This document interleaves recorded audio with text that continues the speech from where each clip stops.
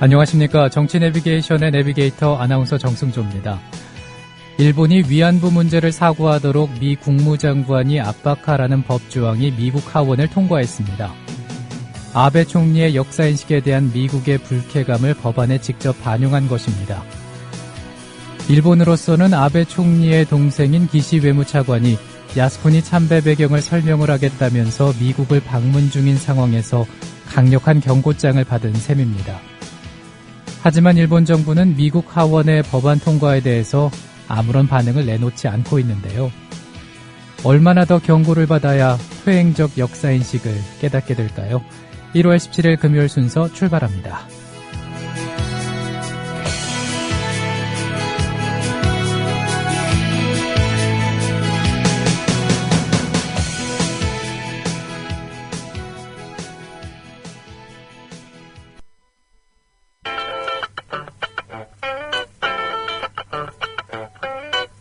래퍼 제리케이입니다.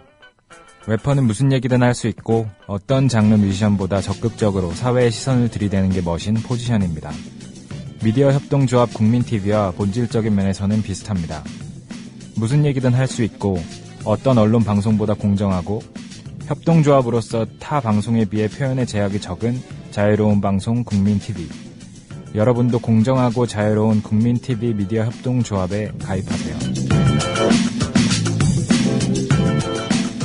언론다운 언론이 없는 시대, 미디어 협동조합 국민TV가 그 일을 담당하겠습니다. 검색창에 미디어 협동조합 국민TV를 입력하시거나 서울 3144-0933 또는 3144-7737로 연락주세요.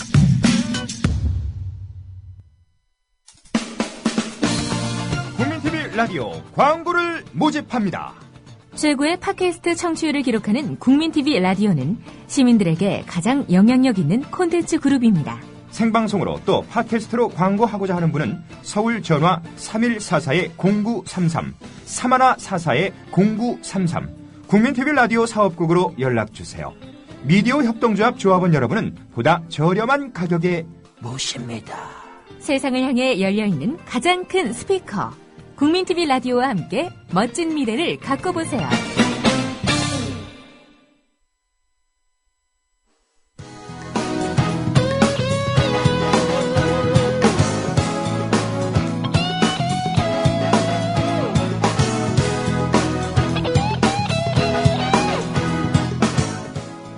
현장성과 깊이가 다른 정치 해설.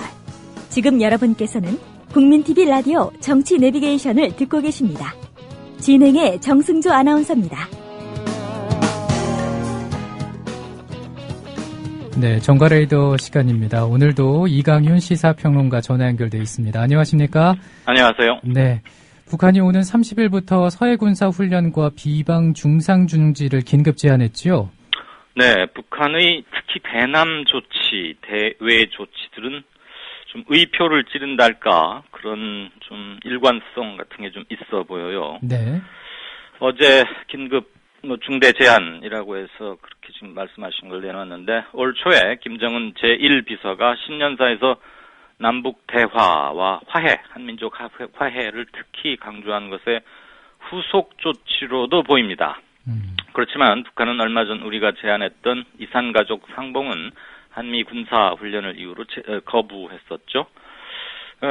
한 보름쯤 남았나요? 설인데 그때부터 설이란 건 새롭게 해가 바뀌어서 근신의 의미로 시작한다 이런 것도 있으니까 적대적 군사훈련과 비방 중상 그만두자는 것입니다. 그러면서 당장 자신들이 지금 하고 있는 북한군의 동계 군사훈련을 중단하거나 규모를 크게 줄일 가능성도 있습니다. 네. 우리가 3월 중에 하게 돼 있는 한미 군사 합동훈련을 겨냥한 것으로도 보입니다. 그리고 비방 중상 그만하자 이것은 남북이 대화 국면으로 갈 때 늘 주거니 받거니 했던 것들인데 확성기나 삐라, 불온 선전물이라고 하죠. 그 다음에 온라인 공간 이런 것들을 통한 심리전 그만두거나 최소화하자 이런 얘기입니다. 우리 측 입장이 궁금합니다. 네. 이 북한 제의에 대해서 우리 정부는 어떤 입장입니까? 네, 어제 긴급히 움직였죠. 청와대는 김장수 안보실장 주재로 긴급 안보정책 조정회의를 열었습니다. 국방장관, 국정원장 등이 주요 참석 멤버입니다.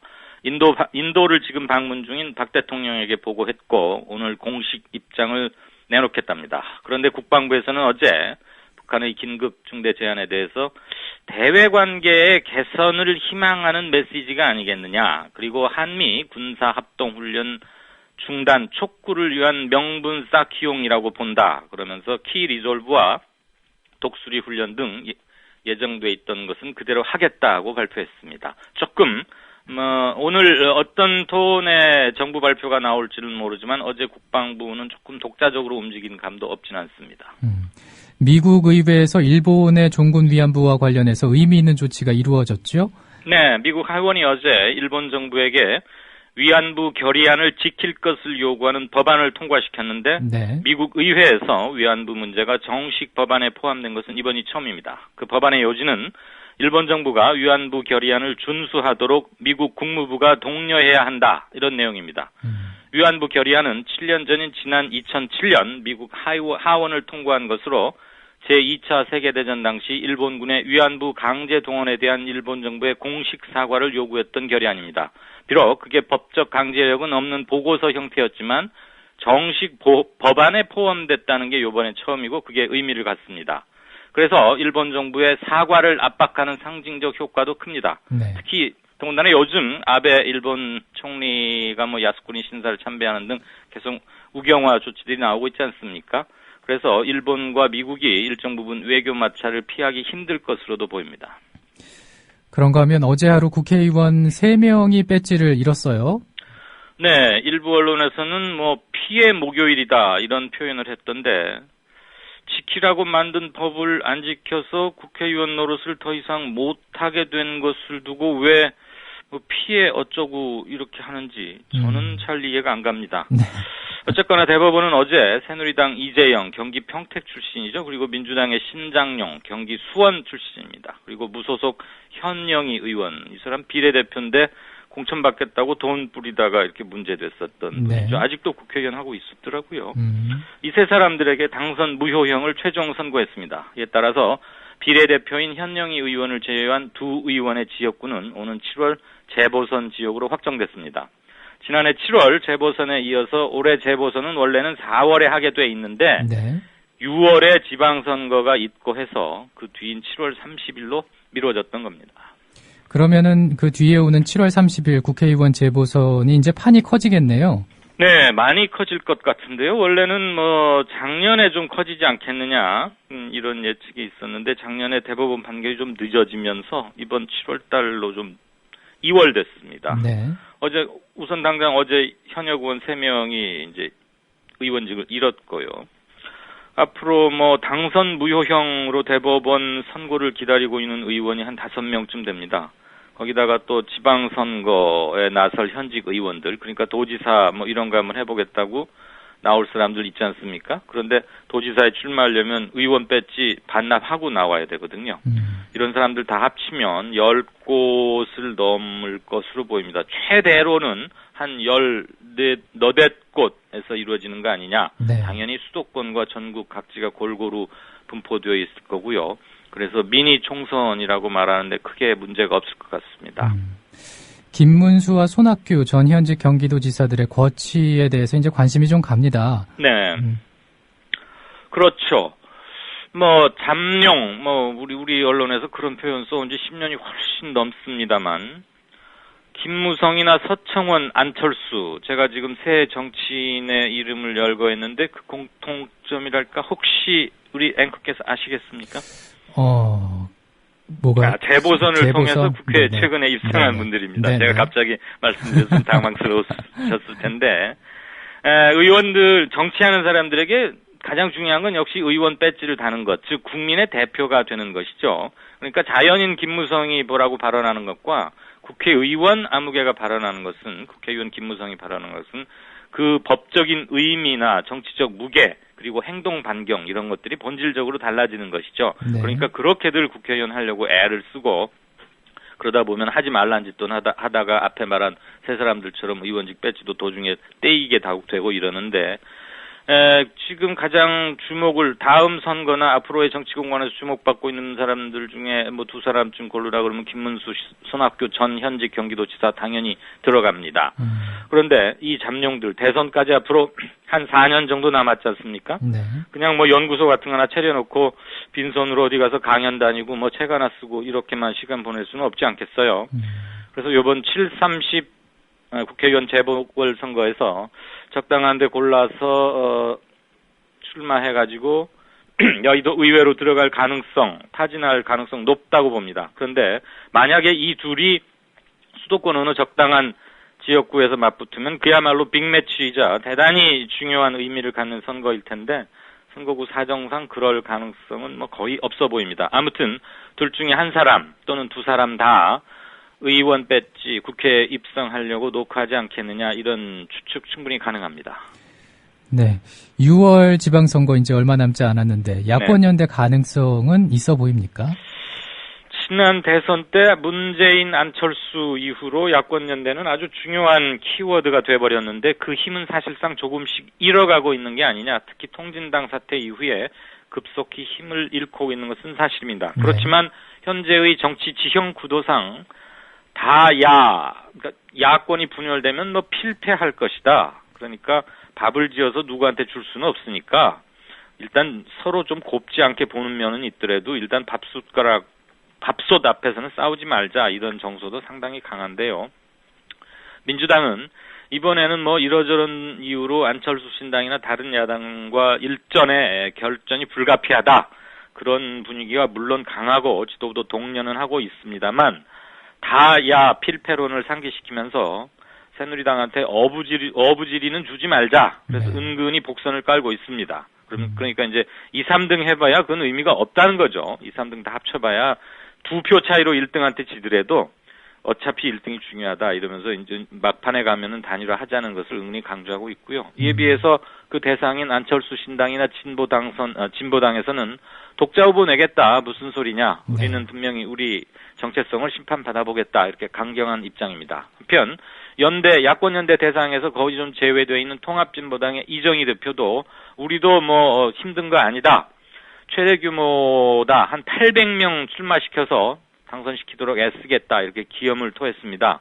이번 6월 선거에서 시의회, 시군수 등등등 총 뽑는 자리는 약 1000명쯤 됩니다. 네. 이거는 또 무슨 말인가요? 안철수 의원이 구태 정치를 하고 있다고 새누리당이 맹공을 퍼부었네요. 예. 뭐 안철수 하면 그 실체가 있네 없네 잘 알겠네 모르겠네 뭐 더 말을 해봐야 되네 말은 많지만 어쨌거나 새 정치의 대명사 아닙니까? 네. 그런데 안철수가 구태 정치라니 이게 뭔 소린가 싶으실 텐데 새누리당에서 지금 서울시장 해보겠다고 준비하고 있는 이혜훈 최고위원이 어제 자기 당내 회의에서 한 말입니다. 무소속 안철수 의원이 새정치와 거리가 먼 상황정치, 윗상자 상황입니다. 그러니까 왕보다도 더 높다는 얘기죠. 상황정치하고 있다면서 비판했습니다. 뭔 소리냐면 신당에 이제 뭐 각 지방선거 도지사나 시장 나갈 사람 그 후보를 선정하는 과정에서 새정치답지 않게 절차적 민주성이나 투명성이 없다. 이거 안철수 새정치 이렇게 하는 거 맞냐?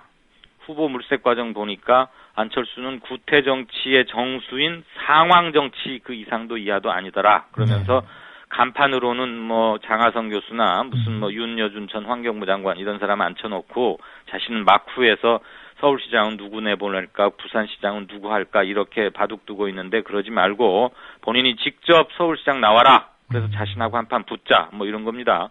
자신하고 붙으면 자기도 좀 커지는 체급 상승 효과가 있긴 하죠.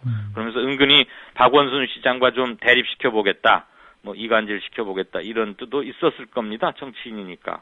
근데 박원순 시장 딴 자리에서 안철수 의원과 대립보다는 상생할 가능성이 충분히 있다. 좀 지켜봐달라라고 점잖게 또 다른 말을 했죠. 네. 손학규 전 대표가 어제 정치권에 작심을 하고 말들을 쏟아놨네요. 네.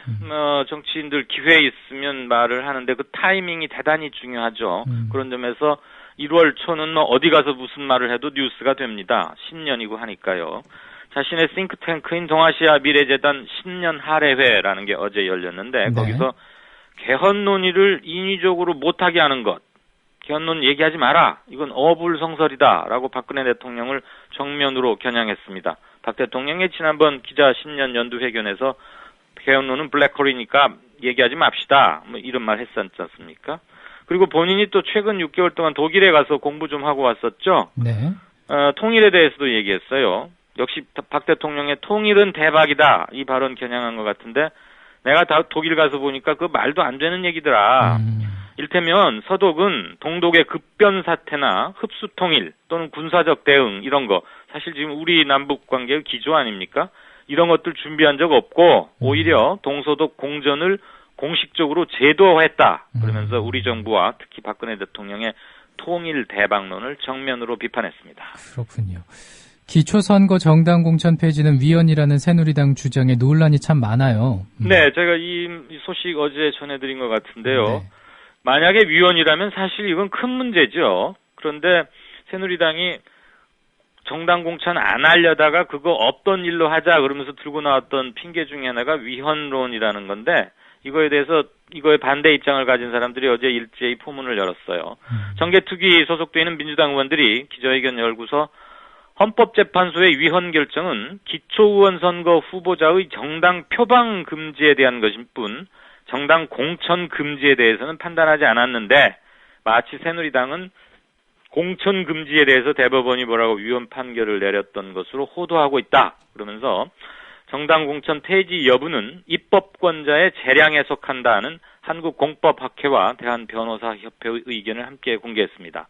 민주당은 어쨌거나 위헌 시비가 제기되고 있는 데 대해서 정당 공천은 폐지하되 후보들이 정당 표방은 허용하자 이것을 대안으로 준비하고 있습니다. 그러니까 새누리당 소속 김아무개 후보 이렇게 벽보에 붙이는 건 아니지만 정당 연설회나 텔레비전 토론회 같은 데 나와가지고 저는 주요 정책에 대해서 새누리당의 의견을 좋아합니다. 그쪽 활동을 하겠습니다. 또는 민주당 쪽으로 하겠습니다. 진보당 쪽으로 하겠습니다. 이렇게 말은 하게 하자는 것이죠. 지금 왜 이게 조금 문제가 되냐면 10년 전인 지난 2003년 1월에 헌재에서 다음과 같은 결정을 내렸습니다. 특정 정당으로부터 지지나 추천을 받았다는 사실의 표방 금지에 대해서 위헌이라고 판단했거든요. 지금 새누리당에서는 요걸 들고 근거로 해서 공천을 못하게 하는 것 역시도 위헌이라는 것이고 민주당이나 다른 곳에서는 그건 아니다. 표방을 금지하자는 것에서 나온 것인 만큼 정치적 절충이 가능하다. 이런 입장입니다. 네. 안녕들 하십니까? 대자보를 찍은 일베 회원이 검찰에 송치됐더군요. 네. 참 일베는 항상 말썽이고 뉴스를 제공합니다. 네. 안녕들 하십니까? 대자보. 작년 연말부터 전국을 휩쓴 저는 소프트 파워 이렇게 표현도 했습니다만 고려대학교에서 시작됐죠. 그 대자보를 찍고서 일간 베스트 저장소 이게 일베의 원래 풀네임이더군요. 거기에 인증 사진을 올렸던 일베 회원이 검찰에 송치됐습니다. 서울 성북경찰서는 어제 일베 회원 이아무개 씨를 재물 손괴와 모욕 혐의를 적용해서 이거 기소해야 된다. 풀어주면 안 된다. 그 얘기죠. 검찰에 송치했다고 밝혔는데요. 왜 재물손괴죄를 적용했느냐 여기에 대해서는 형법상 재물손괴의 범위를 넓게 볼 수 있다. 그 문제가 됐던 찢었던 대자보에는 작성자의 이름이 적혀 있어서 누구 소유물인지가 특정이 돼 있고 그래서 경제적 가치는 비록 희박할지라도 재물이라고 봤다고 밝혔습니다. 한편 이렇게 검찰에 송치되니까 일베 회원들 반응이 또 의외입니다. 네. 저는 또 들구이라서 다 안 된다고 그럴 줄 알았는데요. 네. 나만 아니면 돼. 또는 강 건너 불구경 잼. 요즘 그 인터넷에서는 재미 이런 말을 이렇게 잼이라고 한 글자로 줄이고들 그러는 모양이죠. 네. 그런 식 댓글이 많더라고요. 이들은 어쨌거나 이 씨가 송치된 이모 씨가 대자보 훼손 인증글을 게재할 때는 막 추천하고 응원했었는데 참 여러모로 이해가 잘 안 됩니다. 네. 그리고 설 명절을 앞두고 비누나 양말을 돌리는 정치인들이 아직도 있습니까? 도시에서는 사실 네. 구경하기 힘들고 비누나 양말 예전처럼 귀할 때도 아닌데 설은 다가오고 지방선거도 또 대여섯들 후로 있지 않습니까? 네. 비누나 양말들은 물론 어르신들 밥 한 끼 대접하겠다면서 식당으로 모시는 일은 아직도 농어촌에서 제법 있습니다. 왜냐하면 선거에 나오겠다고 하면 저 녀석 와서 인사라도 해야지 어르신들은 또 이런 정서가 일부 있고 그래서 큰절 한번 하겠다고 이제 모이시곤 하는데 절대 그런 거 얻어서 드시면 안 됩니다. 네.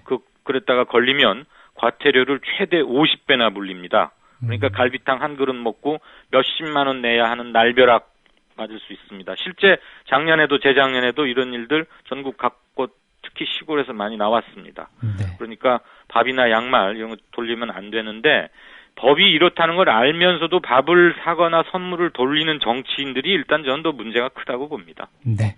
오늘은 여기까지 듣죠. 고맙습니다. 네, 고맙습니다. 네. 네, 정치 내비게이션 오늘 순서는 여기서 마치겠습니다. 주말 잘 보내시고요. 다음 주 월요일 오전 7시에 다시 찾아뵙겠습니다. 고맙습니다.